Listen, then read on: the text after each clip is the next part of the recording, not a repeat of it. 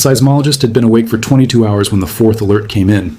Not because the work demanded it, not because any single event had risen to the level of requiring all-night monitoring, but because the pattern that had been assembling itself across the Pacific Basin over the previous 9 days had produced in her a state of focused attention that she found impossible to set aside.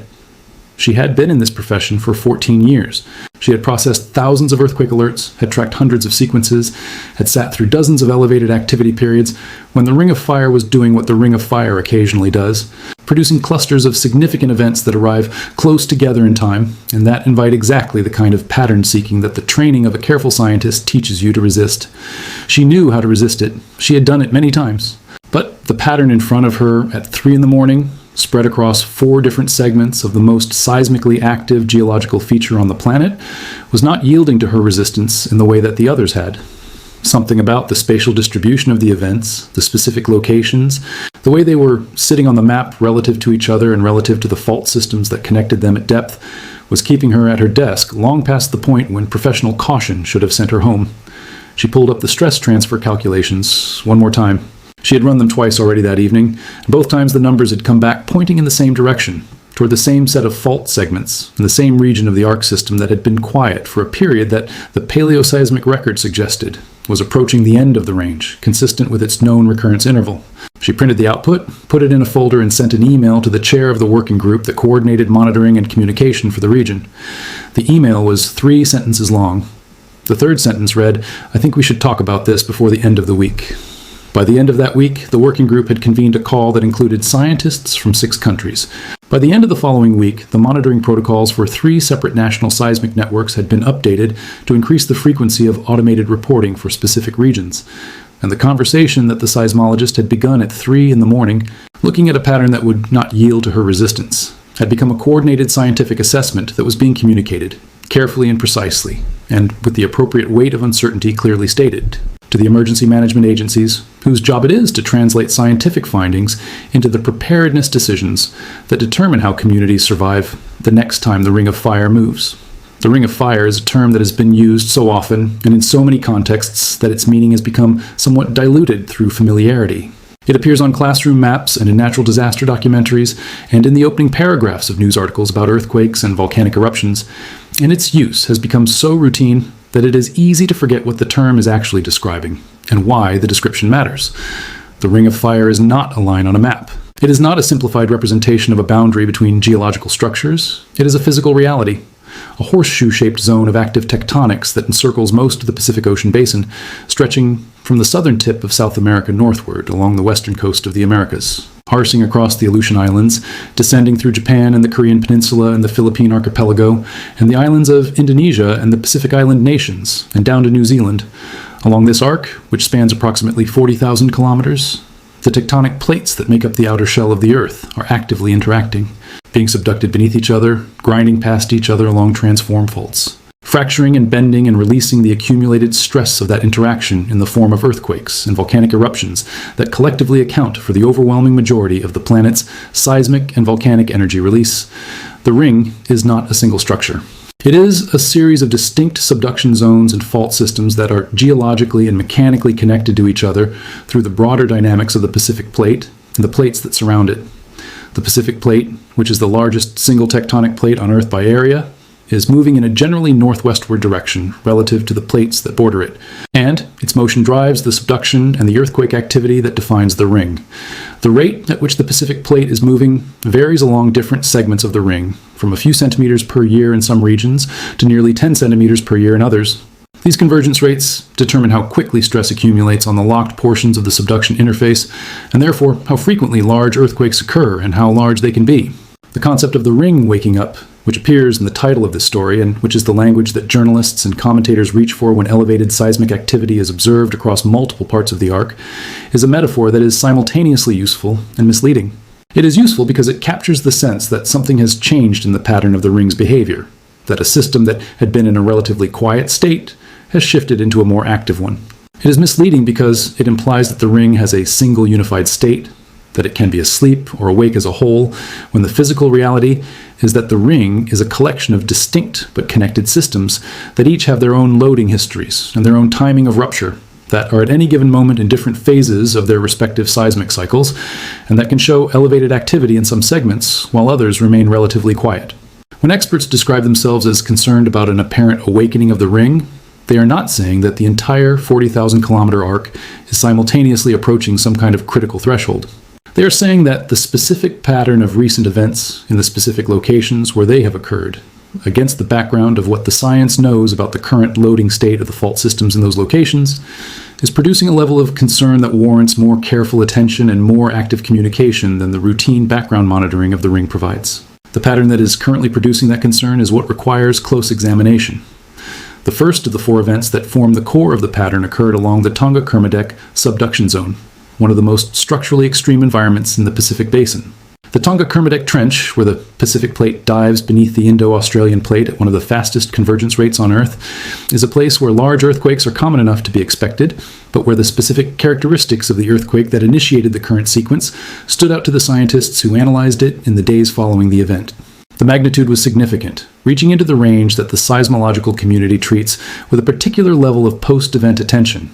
Not because an earthquake of this size is unusual for the Tonga-Kermadec system, but because of what the analysis of its aftershock distribution revealed about the geometry of the rupture and its relationship to neighboring fault segments. The aftershock cloud that followed the Tonga-Kermadec event was elongated in a way that extended beyond the rupture zone of the main event itself, pointing southward along the trench axis in a direction that is consistent with the transmission of stress along the subduction interface toward the Kermadec segment to the south. This elongation of the aftershock distribution is not in itself unusual.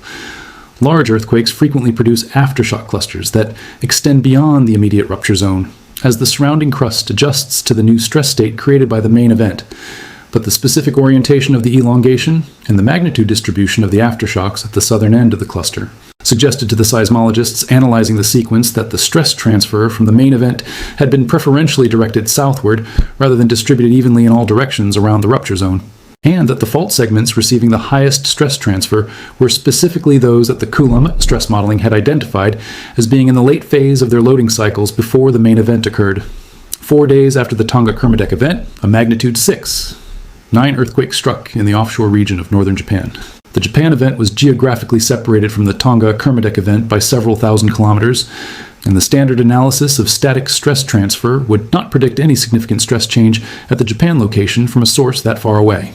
The connection between the two events, if there is one, must therefore operate through a different mechanism, one that does not depend on the permanent redistribution of stress through the solid crust, but on the transient effects of the seismic waves that travel through the Earth's interior from one event to another. Dynamic triggering, the process by which the passage of seismic waves from a distant large earthquake temporarily alters the stress state of a fault elsewhere and brings it closer to failure, is a mechanism that the seismological community has been studying with increasing rigor since a series of observations in the early 2000s demonstrated that it was real and that it operated at distances far greater than had previously been considered plausible. The observations that established dynamic triggering as a genuine physical process showed that seismicity rates in geothermal and volcanic regions could be elevated for hours to days after large distant earthquakes, as the surface waves from those earthquakes passed through the regions and temporarily altered the stress conditions on the faults and magma bodies there. The mechanism requires that the receiving fault or structure be close to a critical stress state, because the dynamic stress changes from distant earthquakes are typically too small to trigger failure in a fault that has significant frictional strength remaining. Dynamic triggering is the mechanism by which a fault that is almost ready to rupture can be pushed over the threshold by a nudge from thousands of kilometers away. The timing of the Japan earthquake, 4 days after the Tonga-Kermadec event, is too long for direct dynamic triggering from the initial wave passage to provide a complete explanation. But the process of earthquake-induced stress changes is not limited to the immediate wave passage. Research on the slower processes by which seismic wave passage can alter fault conditions has identified mechanisms, including the mobilization of crustal fluids, the alteration of pore pressure distributions in fault zones, and the triggering of slow slip on critically stressed fault segments that can evolve into a larger rupture over a period of hours to days after the wave passage. These mechanisms, which are less well understood and less well quantified than static Coulomb stress transfer, provide physically plausible pathways by which the Tonga-Kermadec event could have influenced the timing of the Japan earthquake, even though the direct static stress change at the Japan location was negligibly small. The seismological community is appropriately cautious about asserting a causal connection between two events separated by 4 days and several thousand kilometers. Temporal coincidence is not causation, and the Ring of Fire produces significant earthquakes at a high enough background rate that finding two events separated by this interval and distance is not statistically extraordinary without additional evidence of a specific mechanism connecting them. The caution is correct and reflects the discipline that separates careful science from pattern matching that exceeds the evidence. But the caution does not eliminate the question, and the question of whether the current sequence of events reflects a mechanical connection between distant fault systems or a coincidental clustering of independent events within a high activity period is one that the working group that the seismologist convened is actively examining.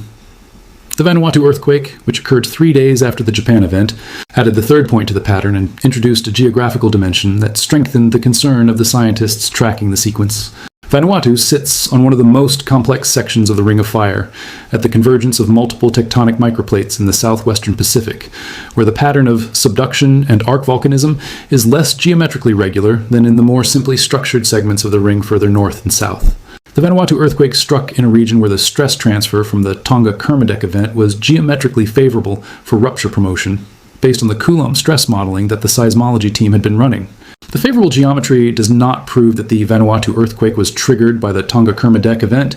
but it does mean that the causal connection is physically plausible rather than arbitrary. What made the Vanuatu earthquake particularly significant for the analysis was the character of its own aftershock distribution, which showed a pattern of activity extending toward the north and toward the New Hebrides Trench, in a direction that the stress transfer models identified as pointing toward fault segments that were already identified as being in an elevated loading state based on the elapsed time since their last major ruptures. The aftershock distribution of the Vanuatu earthquake was, in other words, pointing in a direction that the independent loading history analysis had already flagged as a region of concern before the current sequence began. The convergence of the stress transfer signal from the Vanuatu event and the independent loading history assessment for the region it was pointing toward is the kind of confluence that scientists describe as strengthening the plausibility of a specific hypothesis, even when it does not by itself constitute proof. The fourth event, the Indonesia earthquake in the Molucca Sea region, occurred 2 days after the Vanuatu event and brought the sequence to its current state. The Molucca Sea is one of the most structurally complex regions in all of the Ring of Fire, a place where the collision of multiple plates and microplates has produced a tangle of fault systems that interact with each other in ways that are not fully resolved by any current tectonic model. The Indonesia earthquake in this environment added the final data point to a pattern that now stretched from the southwestern Pacific to the northwestern Pacific, encompassing 4 distinct seismic environments and covering a temporal window of 9 days. The question that the scientists are working to answer is whether this 9-day 4-event sequence is the kind of temporal cluster that the Ring of Fire produces as a matter of statistical variability, a period of elevated activity that stands out against the background, only because the observer has chosen to look at a window narrow enough to make the clustering appear significant, or whether it reflects a genuine mechanical communication between the fault systems involved, a sequence in which each event influenced the probability of the next in a way that makes the cluster more than the sum of its independent parts. The honest answer at this stage of the analysis is that the data does not yet allow a definitive determination. Both interpretations are consistent with the evidence, and distinguishing between them requires either more data, in the form of additional observations of the evolving seismicity pattern and the stress field changes that can be inferred from it, or more analysis in the form of higher fidelity stress transfer calculations and longer duration statistical analyses that compare the current cluster to the historical record of clustering in these specific fault systems. What the data does allow, and what the working group has been communicating carefully through the appropriate scientific and governmental channels, is a refined assessment of the current loading state of specific fault segments along the ring that the stress transfer modeling has identified as receiving elevated Coulomb stress from the sequence of events. This assessment does not constitute a prediction of where and when the next significant earthquake will occur. It constitutes a probabilistic update, a statement that the probability of rupture on specific segments has been elevated by the stress transfer from the recent sequence relative to what the long-term average probability would suggest. The update is not large in absolute terms. The daily probability of a major earthquake on any specific fault segment is always very small because the loading cycle for major earthquakes spans decades to centuries, and the probability of rupture on any given day is correspondingly tiny. But the update is real, and it is the kind of real that emergency management agencies and critical infrastructure operators and public preparedness programs should know about. The specific fault segments that the stress transfer analysis has identified as receiving elevated Coulomb stress from the recent sequence include several that sit adjacent to major population centers and critical infrastructure in the Western Pacific region. The identification of these segments is not a new concern, in the sense that every identified seismically active fault segment in the vicinity of a major city is a concern that the hazard assessment community tracks continuously. The current situation is generating concern not by introducing a new hazard that was previously unknown, but by updating the probability assessment for hazards that were already known and already incorporated into the background level of seismic risk that emergency planners work with. The update is in the direction of higher near-term probability for specific segments, and the magnitude of the update is large enough, in the judgment of the scientists who have produced it, to warrant proactive communication with the agencies responsible for preparedness in the affected regions. The Japan Trench System, which runs along the eastern coast of the Japanese archipelago, and which is responsible for some of the largest earthquakes in the historical record,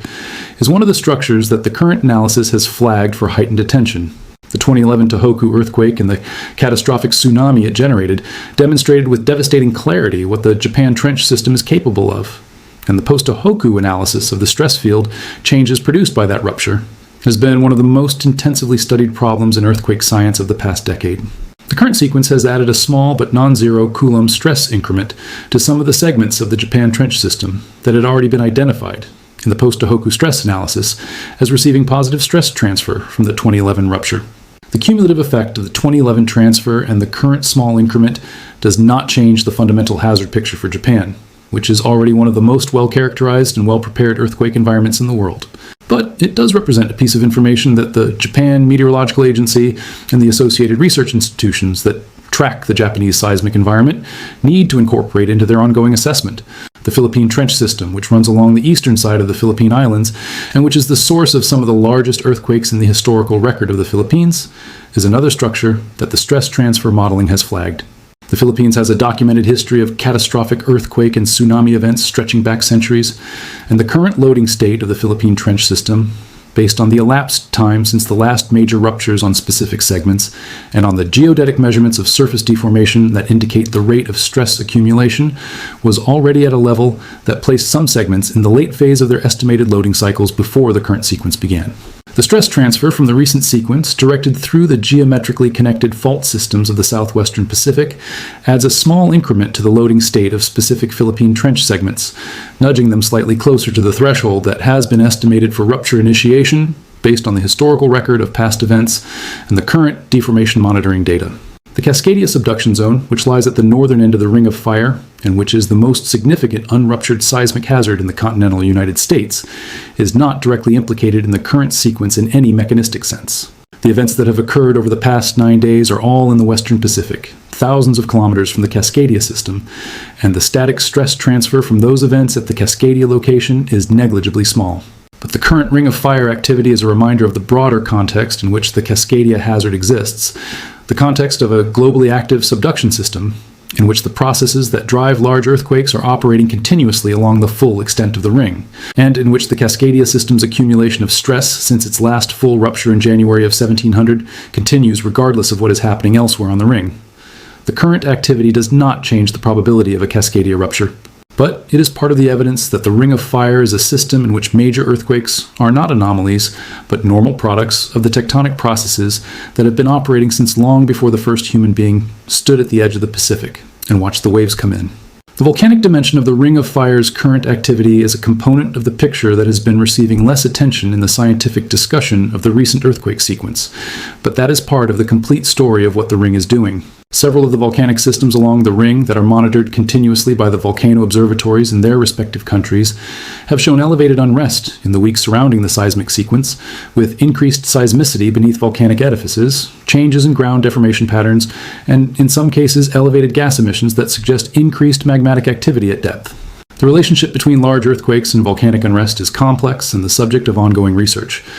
The dynamic stress changes produced by the seismic waves from large earthquakes can alter the conditions in magmatic systems in ways that promote degassing, change the rate of bubble nucleation in magma, or alter the pressure conditions in volcanic hydrothermal systems. These effects have been documented following several historical large earthquakes, including the 1992 Landers earthquake in California, which produced elevated seismicity at several volcanic and geothermal regions across the western United States, and the 2002 Denali earthquake in Alaska, which triggered increased activity at Mount Rainier and other volcanic systems in the region. The observations are real, the physical mechanisms are plausible, and the phenomenon of seismically triggered volcanic unrest is now recognized as a genuine feature of the coupled solid Earth system. The specific volcanic systems in the Ring of Fire that have shown elevated unrest in connection with the current seismic sequence include systems in the island arcs of the southwestern Pacific and in the Indonesian archipelago, all in regions that are geographically proximate to the earthquake events and in which the dynamic stress changes from those events would be expected to be most significant.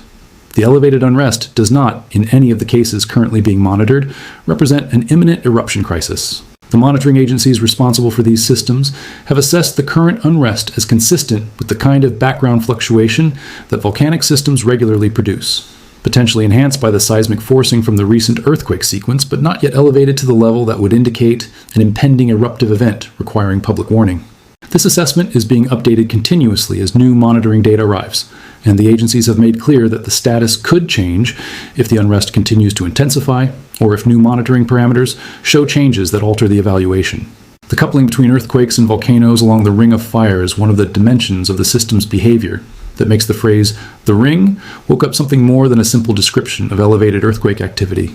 The ring is not just a seismic system, it is a tectonic system in which earthquakes and volcanic eruptions are both products of the same underlying process, the movement of tectonic plates and the deformation of the crust that results from that movement, and in which changes in the state of one component of the system can influence the state of other components through the mechanical coupling that operates through the solid Earth. When the ring produces a cluster of significant earthquakes, the question of whether that cluster is influencing the volcanic systems along the same arc is a legitimate scientific question. And the observation that some volcanic systems do appear to be showing elevated unrest in connection with the current sequence is a piece of information that is relevant to the complete assessment of what the ring is doing and what it might do next. The populations that live along the Ring of Fire are not abstractions in the scientific analysis. They are the reason the analysis matters. Approximately 700 million people live within 100 kilometers of the Ring of Fire, in the cities and towns and coastal communities that have been built over centuries along the shores and in the valleys and on the volcanic slopes that the ring has created and that the ring periodically disrupts. These populations include some of the most economically dynamic communities on Earth. The megacities of Japan and the Philippines and Indonesia and Chile and the Pacific coast of the United States, as well as some of the most vulnerable communities, the small island nations of the Pacific, whose geographic isolation and limited institutional capacity make disaster, preparedness, and recovery a continuously challenging task. The variability in how different communities along the ring are prepared for major seismic events is one of the most consequential aspects of the ring's hazard. Japan has invested decades and enormous resources in earthquake and tsunami preparedness, and the performance of those investments during the 2011 Tohoku disaster, which killed approximately 20,000 people, despite the extraordinary sophistication of Japan's preparedness infrastructure, illustrates both the effectiveness of preparation and the limits of what preparation can achieve against the most extreme natural events. The coastal communities of Peru and Chile have progressively improved their tsunami preparedness in the decades since the 1960 Valdivia earthquake. The most powerful earthquake ever instrumentally recorded, demonstrated with catastrophic clarity the consequences of inadequate preparation for Pacific tsunamis. Indonesia, which has experienced some of the most devastating earthquakes and tsunamis in the historical record, including the 2004 Indian Ocean tsunami and the 2018 Palu event, has been working to improve its monitoring, warning, and community preparedness systems in the aftermath of those events. The communities that are least well prepared for the seismic hazard they face are typically those where the combination of institutional capacity, financial resources, historical experience, and political will that good preparedness requires is most limited. In many of the island nations of the southwestern Pacific, the community closest to the fault systems that the current seismic sequence involves, preparedness infrastructure exists, but is thinner and more fragile than in the higher income countries of the ring. Early warning systems have coverage gaps. Evacuation routes are not always clearly defined or consistently maintained. The institutional memory of past disasters fades as the intervals between events lengthen and as the populations and the leadership that experienced previous events are replaced by generations that have not. The working group that the seismologists convened has been communicating its findings to the emergency management agencies in the regions most relevant to the current stress transfer assessment. And the quality of the response to those communications has been variable in ways that reflect the variable preparedness landscape along the ring. Some agencies have already incorporated the working group's assessment into their current operational status and have activated elevated monitoring protocols. Others are in the process of reviewing the assessment and deciding how it should be reflected in their preparedness posture. And some are in environments where the institutional capacity to act on a probabilistic scientific assessment of elevated near-term risk, which is a fundamentally different kind of information from the concrete warning of an imminent event that warning systems are designed to communicate, is limited by the absence of the procedural frameworks and the trained personnel needed to translate that kind of information into operational decisions. This gap between the scientific information that the monitoring and research community can produce and the capacity of emergency management systems to act on that information is one of the most important problems in the field of disaster risk reduction. And it is a problem that the current situation is illuminating with particular clarity. The science of earthquake hazard assessment has advanced significantly in the past 2 decades to the point where probabilistic near-term hazard updates of the kind that the working group has produced are technically feasible and scientifically defensible. But the operational frameworks and the communication channels and the decision-making procedures that would allow emergency management agencies to respond appropriately to such updates have not kept pace with the scientific advances. The result is a system in which the science can identify an elevated near-term hazard with reasonable confidence and communicate that information to the people responsible for managing the risk, but in which the response to that communication is inconsistent and often less than what the information would seem to warrant. The seismologist who has been at the center of the scientific response to the current sequence has been thinking about this gap for most of her 14-year career. It is not a new problem. It has been identified in after-action reviews, following every major earthquake disaster in the Ring of Fire for decades. The recognition that the scientific community had information that was relevant to the disaster, and that the information did not reach the people who could have acted on it in time to make a difference, or reach them in a form that they could not translate into action given the institutional and procedural constraints under which they operate. The problem is not primarily a technical one. The monitoring systems are better than they have ever been. The models are more capable. The scientific understanding of how earthquakes happen and how fault systems communicate across the distances of the ring is more complete than at any previous time. The problem is in the interface between the science and the action, in the social and institutional and political systems through which scientific information becomes the basis for decisions that protect lives. She has been working on this problem alongside the seismological research that is her primary scientific contribution since a disaster early in her career that she described in a published commentary as the moment when the abstract concern about the science-action gap became concrete and personal. The disaster involved a community in a region of the ring that she had been monitoring, a community whose vulnerability to the earthquake that eventually struck it had been identified in the scientific literature years before the event, and whose preparedness for that event was inadequate in ways that the scientific community had been documenting and communicating through the channels available to it, without producing the operational response that would have reduced the consequences. The disaster was survivable in the sense that most of the casualties would not have occurred if the evacuation procedures that existed on paper had been executed, and if the buildings whose vulnerability had been assessed had been retrofitted. It was preventable, or at least significantly reducible in its consequences, and it was not prevented, and the gap between the science and the action was the primary reason it was not.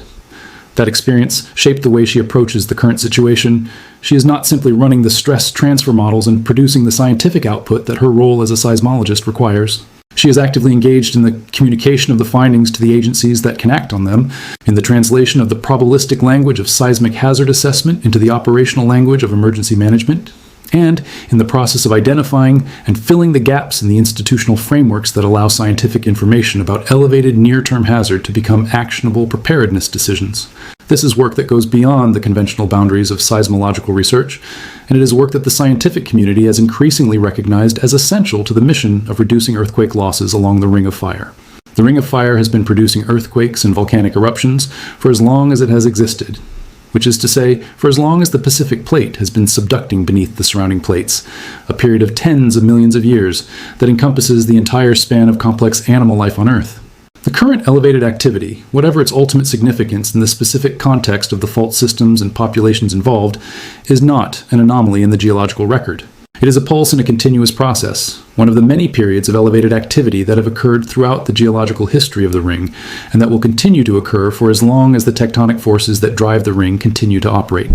What is different about the current period is not the ring itself. The ring is doing what the ring does, accumulating stress, releasing it in earthquakes and eruptions, transferring that stress to neighboring systems, and altering the probability of future events in ways that are partially predictable and partially not. What is different is the presence of hundreds of millions of people living along the ring in communities and cities and critical infrastructure that represents an enormous and growing concentration of human life and economic activity in the path of these geological processes. And what is different is the existence of a scientific community that has developed the tools and the knowledge to monitor the ring in real time, to model the stress fields that determine where and when the next major events will occur, and to communicate that information to the people and the institutions that have the power to act on it. The Ring of Fire does not care about any of this. It has no awareness of the populations that live along it, no sensitivity to the preparedness states of the communities in its path, no knowledge of the scientific models that are running on computers and research institutes around the Pacific Basin. It is a geological system driven by the physics of plate tectonics and the thermodynamics of the Earth's interior. And it will continue to function according to those physics and that thermodynamics, regardless of what human beings decide to do about it. The earthquakes that are coming along the ring, which are certain to come in the way that all the earthquakes in the paleoseismic record were certain to come, will happen when the stress on the relevant fault segments exceeds the frictional strength of those segments, and that threshold will be crossed when it is crossed, not in response to any human schedule or any human preference. What human beings can control is not whether the earthquakes happen, but how much harm they cause. That is the only variable in the Ring of Fire equation that is within human influence, and it is the variable that the seismologist working at 3 a.m. was thinking about when she decided that the pattern in front of her warranted an email that would set a working group in motion. The harm that a major earthquake causes is determined by a combination of the earthquake's magnitude and location, which science can assess probabilistically but cannot predict precisely, and the vulnerability of the population and the infrastructure in the affected area, which human beings design and build and can choose to make more or less resilient. The science of earthquake hazard assessment exists to inform the second part of this equation, to provide the best available information about where and when and how large the earthquakes are likely to be, so that the decisions about where to build and how to build and what preparations to make can be calibrated to the actual risk rather than the assumed risk. The current elevated activity on the Ring of Fire is generating concern among experts, not because it proves that a catastrophic earthquake is imminent at a specific location. It does not prove that. It is generating concern because the pattern of recent events, when analyzed with the current state of scientific knowledge about fault system connectivity and stress transfer and the loading history of specific segments, produces a probabilistic hazard assessment that is elevated above the background in specific regions. And because elevated hazard in regions where populations and infrastructure are concentrated is the kind of information that preparedness systems are supposed to respond to, and that the communities at risk deserve to have access to. The working group that the seismologist assembled is still meeting. The stress transfer models are still being refined. The monitoring networks in the regions identified as having elevated near-term hazard are running at higher reporting frequencies. The emergency management agencies that have been briefed on the findings are in various stages of incorporating them into their operational posture.